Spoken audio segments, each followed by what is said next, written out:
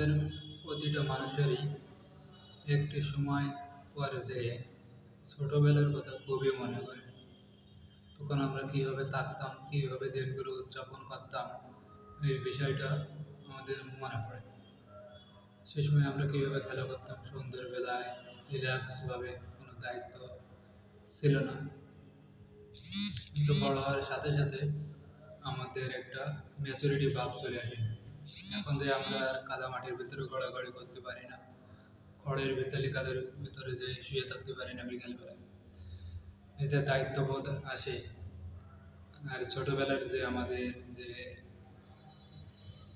মানে ইনোসেন্ট যে বিষয়টা, এটাই ডাইরেন থমাস তার আর্ন হিল পোয়েমের ভিতরে তুলে ধরেছেন। বেশ বড় একটা পোয়েম। সো পোয়েমটা যদি ডিটেলস চান তাহলে কমেন্ট করে জানাবেন।